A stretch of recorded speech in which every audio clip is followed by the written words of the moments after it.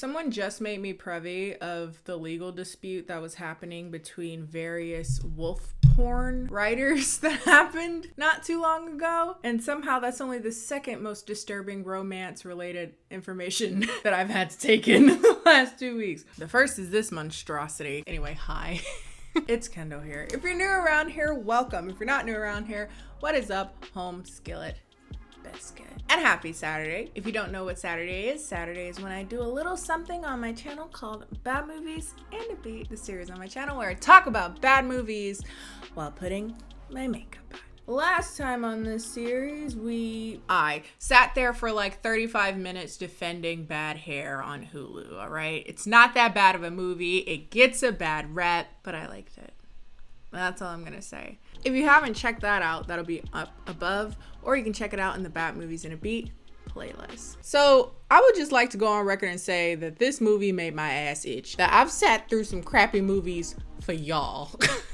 And I'm gonna guilt trip you. I kind of want other people to watch it too because it has a very particular flavor of trash that I'm not sure I can entirely get you to understand without taking the time to enjoy this masterpiece. A little over a year ago, I was prompted to watch the Harry Styles from One Direction fanfic turn best-selling novel turn 2019 romantic drama called After. So if you haven't seen that video, again, that will also be linked up above. But as a refresher, if you haven't seen that video or haven't seen the first movie in a while, the movie is just one example of tried and true tropes of the virginal good girl who falls in love with the bad boy with the dark past. And they enter into a toxic love affair in which all of his traumas and misgivings are forgiven. That results in them slowly progressing to having sex. And both of them become worse people by proxy of them knowing each other. In my video, if I recall correctly, I didn't really talk a whole lot about the story itself because honestly, there's not much to talk about. It was literally two people getting closer and closer to having sex and using sex as a way to heal, particularly him, from all of his misgivings, have an arc where they argue and possibly what will come of their relationship. And, you know, we need sequel bait. And that's where the last movie ended off. Largely in that video, I tended to focus more so on like the implications of particularly making this type of content when it's specifically targeted to a younger audience, particularly in that middle school to high school range and how damaging that could really be. But today, we're looking at when that movie grows up, when that audience is now able to see R-rated movies. And now that this film is now an R-rated film, the first film, for instance, was a PG-13, and now they have this leeway and a lot less restriction, I'm gonna drag it by its adult edges. Because today, we're looking at the recently released sequel to After. They didn't go with After 2, which would have been a more roll off the tongue. They went with After We Collided. Now, like I said, this movie is now unrestricted. It's rated R, right? So in theory, a lot of the arguments that I would have had for the first movie, how inappropriate this is for young girls and how inappropriate and glamorizing this is for relationships, I tend to not ascend my proverbial soapbox as much because it is garnered towards adults. Or rather people that are legally adults, I should say.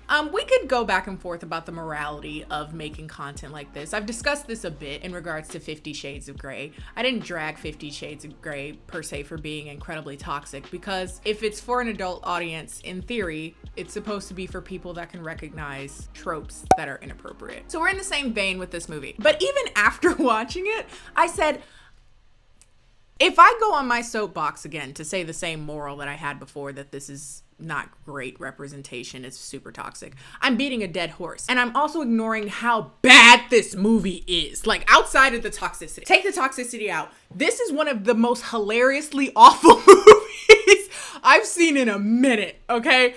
It's, I'm gonna just go on record and say I loved this movie. Not because it was good. It was some of the worst. It was, oh my God, it was historically bad, like really awful, just truly. Sure, this movie does deserve all the criticism in regards to it being toxic, because that is turned up to 11. But more so than that, it's just, again, same with 50 Shades of Grey. Actually, this is giving me very like college age 50 Shades of Grey. It's so bad that I can't sit here and think that anyone finds this sexy or desirable. The story, the acting, camera angle decisions or the lack thereof, the super sporadic and weird pacing, the seemingly endless sex scenes, and most disappointingly, despite it being bad in all of these ways, it didn't even have a good soundtrack. Then give us negative. Bewildering, remarkably bad. Now, being that this is a sequel, we do have a somewhat established storyline. Our main characters are Tessa and Hardin. At the beginning of this movie, they are no longer together. If you recall, their breakup was the result of Hardin making a bet. What they said in the movie was that he could make her fall in love with him. But if I recall correctly, someone in the comments of that video said that in the book, he could make her have sex with him. After finding out of this bet, she's completely distraught and she doesn't trust them.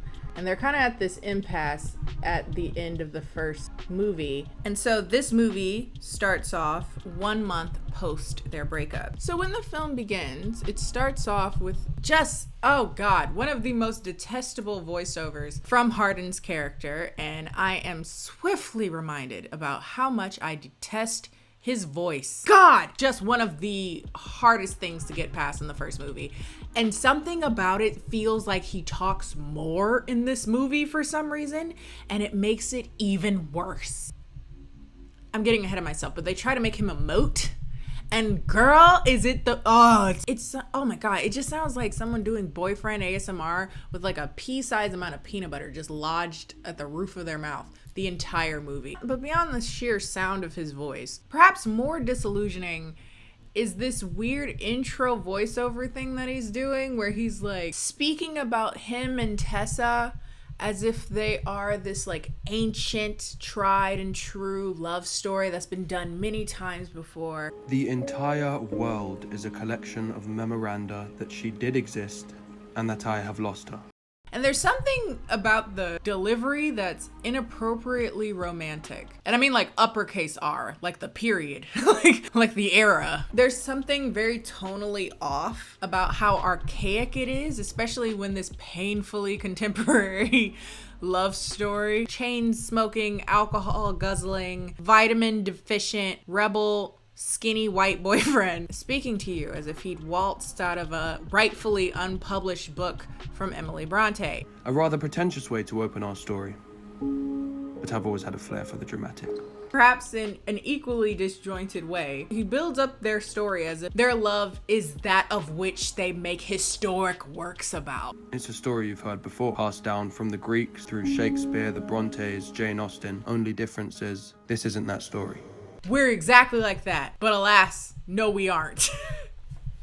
So yes, it's post-breakup, and Tessa is now interning at a publishing office. And meanwhile, Hardin is taking up casual homelessness. Nope, he's not fallen on such hard times that he needs to sleep by the train tracks. He just does it because he's dark and brooding. Can I ask you a question? Piss off. I'm looking for someone. Piss off. On the way to Tessa's first day of work, she ends up getting a painfully obligatory conversation with a black woman stereotype in the car. I hate the heat. Heat make people do some crazy things. She ends up having her first run-in with Trevor, played by Zach or Cody. Dylan Sprouse, the not racist one, if I recall correctly. I'm pretty sure. Side note, he is adorable. Oh my gosh. I sat there and I was like, oh my God, he's so cute, but he's too young for me. Looked it up. Boy's 28. He's 3 years older than I am. This is what minding your own business gets you. You age well. Arguably the only part that is somewhat redeemable in this movie, he's still awful. He's pretty bad as well. He's not as bad as everyone else. And also, if I'm gonna laugh at anything from this movie, it's probably something he said, but it's not even like a ah ha ha ha ha. It was like a oh, that was kind of funny. But anyway, he's her co-worker at this publishing. They swiftly want us to believe that there is this kind of connection with them as well. If there's not a love triangle, then there's no point of having a sequel. We don't need a whole other movie to be like, yep, still in love. Yes, she has her new job. She's getting on with her life. And elsewhere, Hardin is somewhere being a little bitch. I'm sorry. He is coping. poorly after his breakup with Tessa. And he's doing it in some of the most comically cringy and just embarrassingly laughable ways. He gets an emo ass tattoo about the girl he lost and how it's so symbolic of I'm good. Come on, it'll ease the pain. I like the pain. That's a smart way to handle your issues. Get something permanent etched onto your body to remind you of your issues. Okay. I wasn't particularly attracted to him in the first movie either because he was just awful, and I've said that before. Like, I was very like, ugh, detest. But boy, did they turn that up to 11. He is so unattractive in this movie. I mean, not aesthetically. He's a very baseline vitamin D deficient skater looking white dude protagonist. Not feeling one way or another about him aesthetically. It's about how they have him behave and deliver his lines and some of the very like mechanical ways he goes about doing certain things that makes him just dreadfully unattractive. And it makes you wonder, how did he get this job? So Tessa ends up going on this trip with her boss after she's been working there for like a day. Swiftly before that, we learn that the secretary of her new boss, the annoying chick that was in Vampire Diaries, is dating the boss. Why we found this out at all is very strange and confusing to me because it doesn't really play into much of the movie. And also how it was revealed was very strange as well, like tonally. There's a lot of tonal issues with this movie. The secretary gives like a confession, like, I need to let you know that we've been smashing. Vance and I are more than coworkers. Oh. It started off and we didn't mean for that to happen, but that's what happened. And it's so weird because she don't know you. She just started working there. I can guarantee you she don't care. They had Tessa go like, oh wow. But in real life, she'd be like, oh, okay. I just get the bagels and the coffee here. But yes, Tessa gets dressed, ready to go to this club appearance. She comes in her aunt's gold lame wrap dress and some leprechaun shoes. What the fuck? Oh God, that's hideous. I'm sorry, the more I look at it, that's horrible. But yeah, they get to this club and I was questioning why they were having a business meeting for book investment in a club anyway, but alas. So what books have you written? Oh, this and that. I don't know why that was so funny to me. There's something so painfully literal about a lot of the writing in this movie. We need them to know that authors are here. Ask them how many books they've written. By the way, if you're sitting at home being like, Kendall, what the hell are you doing with your eye makeup? I can assure you, I too don't know what the hell I'm doing. It might be ugly. That's okay. But anyway, they go to the club to schmooze with this Chinese investment guy named Mr. Zhang, which is perhaps the first Asian person in any of these movies that had an unapologetically Asian last name.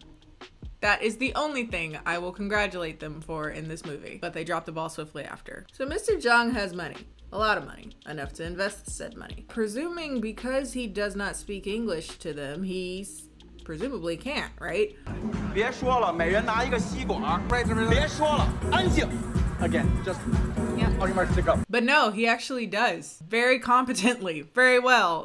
We're gonna get up tonight. If you're counting at home, we got the misfortune to actually see two minority stereotypes. We got a black woman who's just loud and obnoxious, mammy giving advice to people unsolicited, and then we have just a screaming Asian man for no reason. We love representation. But meanwhile, somewhere, Hardin is sloppily treading through parties to be rid of his pain. There he runs into Molly. Runs into Molly. We know she's evil because she doesn't eat carbs. I'm joking. Only partially. People that don't eat carbs tend to be a little bit mad all the time. And I get it, because you can't eat potatoes. Like, I'd be pissed too. Yeah, she comes in full on 2006 Hot Topic clip-ins, guns a-blazing, hideous. I used to wear them. I have every right to say that. Yeah, she comes in, tries to put the moves down on Hardin. Hardin's so heartbroken, bars, that he swiftly throws away her advances. Well, granted, she was like giving him unwanted attention, but I mean, he could have just said, get off of me. I don't know how I feel about that. Anyway, he threw her off of him, like, quite stupendously. Going back to Tessa, and she's getting really drunk on this here business trip. So drunk that she ends up going onto the dance floor, dancing her heart away, and that's when I realized that they didn't even have music to lay back on because the music is terrible. She's like dancing it up, ends up seeing a guy, a black dude, that for some reason is close enough to Hardin that she's able to hallucinate that it's him. And she ends up making out with the guy in the club. What's hilarious about this scene is that after she realized that she just made out with a stranger, she's just like horrified. And she's like backing away from the guy. But if you take this out of context, it's like, oh my God, I just made out with a Negro. But after that, she drunkenly calls Hardin. He's immediately concerned about how drunk she sounds and therefore swiftly makes the call go wherever Tessa is. He like pings her phone or something like that. Before he gets there, Trevor's like, I'm ready to go home, which gave me one of the two situations in which I actually laughed from this movie. I'm drunk, uncomfortable, and I saw a tampon on the ground. I'm leaving. They end up hanging out at her hotel room. They chit chat, they shoot the shit. But while they're talking, a drunk Tessa mistakenly knocks over his wine and spills it all over his clothes. And you know what that means, people, because in movies, if you spill wine on anything, you melt and die. So you must swiftly take your clothes off. So here we are, Tessa in a hotel room with a pretty much half-naked Trevor. And guess who comes stiffly pounding at the door? Hey.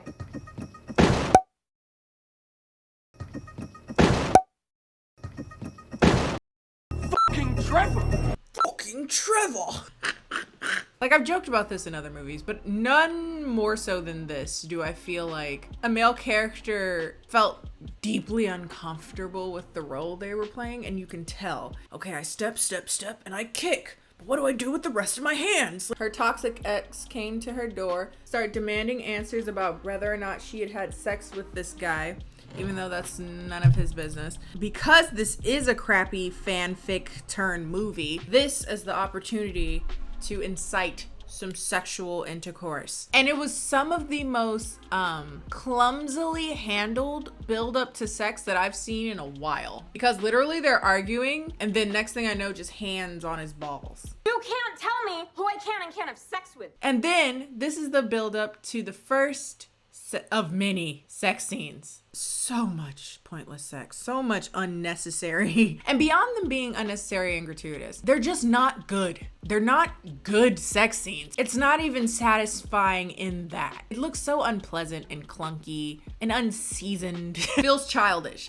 Despite this being a movie that's R-rated, I feel like the person that wrote it was still 15. I feel like the person that wrote it wasn't even old enough to legally go see it in theaters. And because this movie is so bad in general, it does heavily rely on the horniness of the viewer.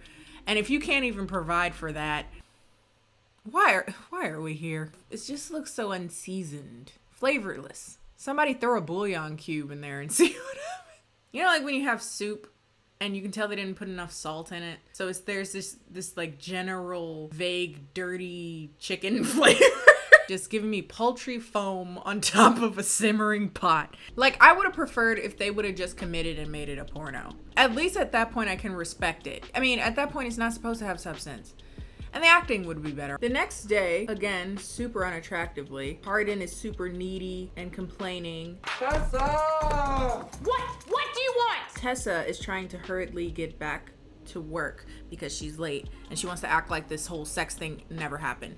Best call you could have made the whole movie. The only good decision she made this entire movie was trying to at least initially act like this sex didn't happen. Who did you kiss? No one. Was it Trevor? No. My Tessa would never kiss a stranger at a club. My Tessa would never kiss a stranger at a club. That hurt my jaw. I'm sorry. You really he's the best.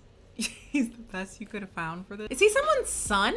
Is he like, is there some collusion? Like, there's no way. But in an effort to piss her off, he lies and says that he has sex with the girl with the Bratz Rock Angels highlights. Oh my God, it's Landon. Oh my God. Okay, so they introduce Landon back, who has an even smaller role in this movie than he had in the first one. And he was the only part of the movie that I actually enjoyed last time because he's cute. Landon, if you recall, is Hardin's stepbrother, of which they both have an awful relationship because Hardin's a jackass. Hardin goes to Landon for advice and he's like, what do? I love her. And sorry. I know I f***ed up, I know. I know f***ed up, I know. Oh my God. You slept with Molly? No, I said I did. That's the point. I didn't. I said it to get back at her, and I realized how stupid that was. He's so bad. Like, really, he's awful. Anyway, after this truly riveting conversation with Landon, he decides to leave for London. Now, earlier in the film, as like a little blip, Tessa had told Trevor that she had been spending a bunch of money on Uber rides to get to work. And so in a very thoughtful gesture, Trevor tells her that he looked up a bunch of information where she could get a car that would actually end up being a lot less money than the amount of money she's spending on Ubers. And he's like, yeah, it's a gift. I crunched the numbers. I found you a car that would be perfect for you. And her response to this information was to kiss him, which seems like a disproportionate response. Maybe at most give him a hug, but like to risk sexual misconduct. Luckily, he's into her, so that's fine. But I would highly recommend not to do that in the workplace. Bad idea. I don't know. If someone did that for me, I'd just be like, hey, good looking out, bruh. I wouldn't like slobber him down, but okay. Now, while she believes that Hardin is away in London, Tessa goes to the apartment that she once shared with Hardin, and she's all reminiscent about the past and the good times, yada, yada, yada. And apparently she's there to pick up the last remnants of her stuff while she thinks he's gone. But before she can leave, Hardin comes back home, and he comes with his mother. Tessa. Hardin's mother. I can't quite put my finger on why that's so strange, but I hope you get why it's so strange. Tessa and Hardin's mother meet, and apparently Hardin hasn't taken the liberty of letting his mother know that they're no longer together. And for some reason, Tessa says, sure, I'll help you continue to lie to your mom that we're still together. Girl, you did not want to break up. Just say you didn't want to break up and go about your business, because you're obviously wasting all of our time. But it doesn't matter, because that night, Tessa and Hardin smash, because we didn't see that coming. Tessa goes back home to see her mom, presumably, but her mom's at work, I guess. I don't know. And while she's there, she runs into her ex, the guy from the first movie that she ended up cheating on, who I'm like 95% sure is gay. You know me, breaking hearts and taking names. Yeah. That's you. But that wasn't a part of the story arc, so I don't want to read between the lines. But during this conversation, he kind of like awkwardly and suddenly brings up her father, which commences to have like an even more awkward one-shot conversation with her mom. That's the only scene she's in. So they said, sis, all you gotta do is sit there and act like you're on the phone. Your father wanted to see you, but I chased him off. Tessa's like, why didn't you tell me my dad is still around? And her mom was like, well, why didn't you tell me you were still seeing that boy? Which doesn't make sense. I don't know how she would even know that. Why are you getting so worked up about this? I just don't understand why you would keep that a secret. And you never kept any secrets from me. This boy is not good for you, Teresa. He's just like your father. She's also looking at her phone as if she's on a FaceTime call, even though this is a phone call. And after this tumultuous encounter with her mother, who else does she run to for refuge? Then Hardin. Yes, we love healthy relationship tropes. Love toxic relationships as a coping mechanism. Because we love using toxic relationships as a way to self-medicate. So if you recall, I referred to Hardin having a dark past, which is something that was alluded to briefly in the first movie. But in this movie, we finally figure out at least one of the things that are a part of that dark, brooding past. One of those instances was that he sees his mother being assaulted in a home invasion. Now, I don't think they specify in what way she was assaulted, but they show her being like held down. So I'm going to allude or assume rather that it was in some way sexual assault. Hardin witnessed that when he was like 8 years old. As a result, since then, he started self-medicating after he started getting like post-traumatic stress nightmares of this night. Now, apparently, as the mother tells Tessa the next day, he had these horrible nightmares for years since the event happened, since he was a child. But apparently, when he started seeing Tessa, those nightmares went away. Not the pussy being therapy, not the pussy being refuge, not the pussy warding off demons. Are you struggling with PTSD? Talk to your doctor about the pussy. SSRIs. Say that my love envelopes don't give him a reason to live. I don't want it. That's so dumb. I hate that. Ugh. Again, this is a rated R movie, but I still can't help but feel like it is targeting that demographic that would have watched the first movie, right? They're a little older. Just on record, big sis Ken advice, your sex does not heal any form of mental illnesses. You don't have that power, nor is that your job, even if you did. Again, trying to avoid ascending my soapbox in this here video, but that's not your job to offer sex to heal him emotionally. Also, you don't have that ability anyway. Oh, but also in this movie, as a serious note, I know that the mom thought that this was like a compliment. I was watching that, I was like, thanks, now you gave her a guilt trip. Now you're like, if she tries to leave this incredibly toxic relationship, now she feels like it's her duty to keep him sane. If you try to leave this toxic ass relationship, it could directly affect his mental health. And he already has all this post-traumatic stress and whatnot. That's your responsibility. You're his cure. So like, you can't leave now. Okay, so the next scene or two I'm gonna flash through because it honestly just feels like filler. It's Tessa's birthday. So Hardin says, hey, we can go wherever you want to go. She decides she wants to go ice skating, but he can't ice skate, and he grumbles the whole time. So yay for a gift. Your gift was to allow her to do things that she wanted to do, and all he did was complain. Then after that, they go to hot yoga, another place where all he did was complain and look at her ass. And then he essentially says, yo, can we hurry up and go smash at home? Love it. Love a man. They go have sex in the shower, at which they show us mushy white booty. It was very unimpressive. It was not giving me 365 days. As as that movie was, I can look at that dude's ass on repeat. But no, they show his butt for some reason. You know, very booty blanco de la Caucasus. What language was that? There's another filler arc, at which case they babysit her boss's kid. Hardin is also a complaining butthole the whole time, but for some reason that results in him and the kid being on cool terms at the end of it. He did not earn that. Soon thereafter, at her job, Hardin gives her a gift. He had this whole sentence about like, yeah, it says blah, blah, blah, blah.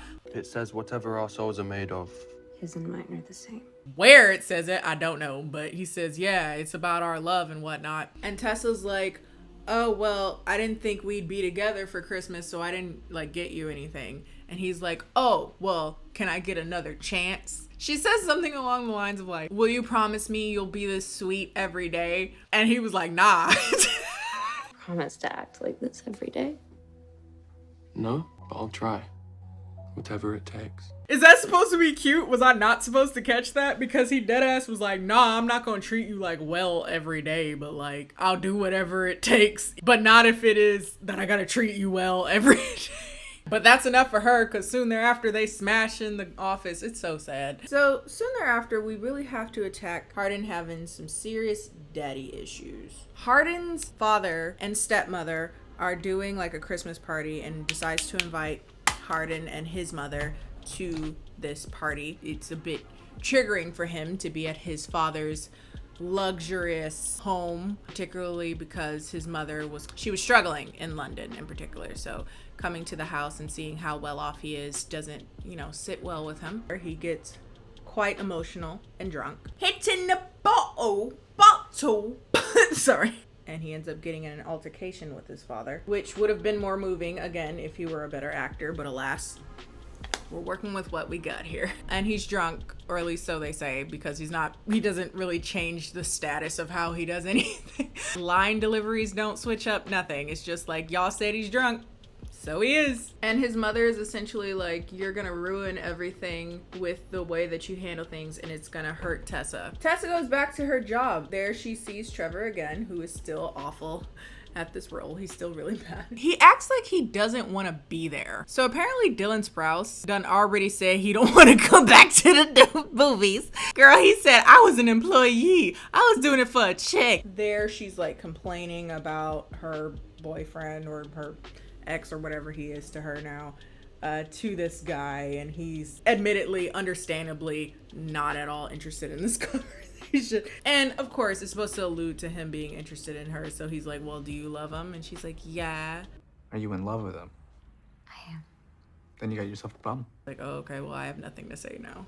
It's like, what? But anyway, at the end of this lunch situation, he kind of said, this thing with you and Hardin is going to end badly. Which essentially is a trope throughout the movie. Everybody else can notice how poorly this relationship is going to go for her. Soon thereafter, she gets offered a promotion that would send her to Seattle. Also, I forgot to mention that Trevor is also going to be going to this job regardless. So she has the option to take this job, and by proxy she'll be hanging out more with Trevor. Next is one of the most unsatisfactory scenes. We have a callback to the first movie. Tessa and Hardin end up going to a frat party like they did in the first movie, and end up seeing Molly with her ugly ass highlights, and decide to have a super catty and passive aggressive game of truth or dare. Again, is a callback to the first movie because they did that in the first movie. And they really built this up like, oh, these bitches about to go at it. Are you a virgin? Duh, I already know the answer to that because Hardin f***ed you. Is it true that you're a whore? Oh, don't let me play these games. I'll hurt your feelings. Y'all just calling people sluts and whores. I think y'all should be making hoes cry, but that's just because I'm petty and I have a Scorpio rising. Is it true that you're a dumbass for getting back together with Hardin after he clearly f***ed you for a bet? The day you catch me with my cute ass hair and my cute ass nails and my cute ass makeup and these nice ass lashes and this cute ass face, the day you catch me fighting over a man is the day you need to invest in quite the parka, because it is obviously a frigid day in hell. Anyway, after this feisty altercation, Hardin is hot and bothered, so they go upstairs and they have sex again. Just clunky, chunky, unsatisfactory. It just looks so unsatisfying. It looks so depressing. Girl, I don't get it. If she's going through all this toxicity, he should be putting it down, putting her head through walls.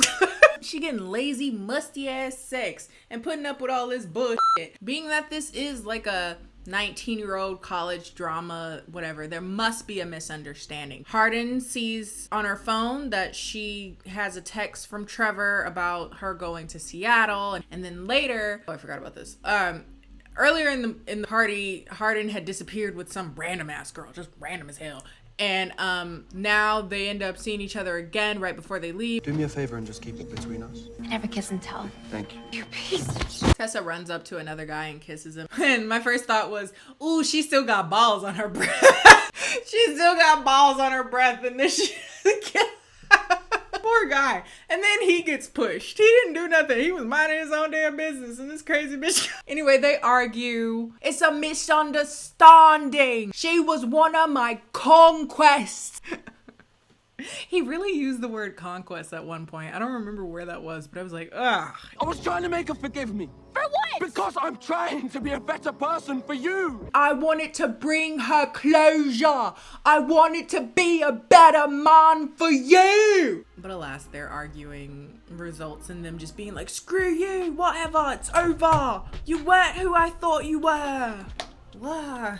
And then the next morning, Tessa gets in a car crash. Girl, I know, keep up. She gets in a car crash. There's a whole K-drama running after the ambulance. Landon and Hardin start fighting. I don't even know why. Hardin calls her phone and Trevor answers and he's like, don't call her ever again. You're toxic and you are bad news. You're toxic and you're bad news. Then right after that, she's fine. She went in there with a neck brace. I don't know, the hospital's like, we love a touch of dramatics. Then Hardin sends her another one of those really Elizabethan letters that are tonally so weird. Like all our favourite stories, there are happy and unhappy endings. Thought we had a chance for a happy one, but at last it was not meant to be. I left for London. I knew we were equal parts pleasure and pain. And as for that other night, that girl, she was one of my former conquests. I had to apologize for my past in order to have a future with you. Fate just seems to get in our way. While back in London, he talks with his mom, who encourages him to get her back for some reason. And then immediately after that, back in the States, Tessa is at a party. At this party, Tessa and Trevor have a conversation about possibly going to Seattle. And he's like, I have something to confess, which we're alluding to is him confessing his feelings for her. Soon thereafter, we have this super slow motion shot where Tessa and Hardin see each other again. It ain't even been that long. They ain't even been separated from each other that long. Like, I don't know why this is supposed to be momentous. Like, she's behind you. God, it's so painfully unoriginal, Jesus. Anyway, they're both in the car. They're with the annoying black woman again. So you two have a good Christmas? Okay, you're not talking. Girl, I didn't even have a chance to answer, you weirdo. And then apparently they're back together because...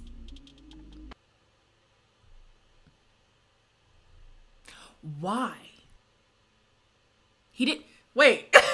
I just realized that. He literally did nothing to get back with her after that argument they had. Not a damn thing. Girl, this is toxicity for no benefits. Like, he's not particularly interesting. He doesn't enjoy doing any of the things you like to do. He's not funny. The sex is uneventful. Girl, why are you doing this?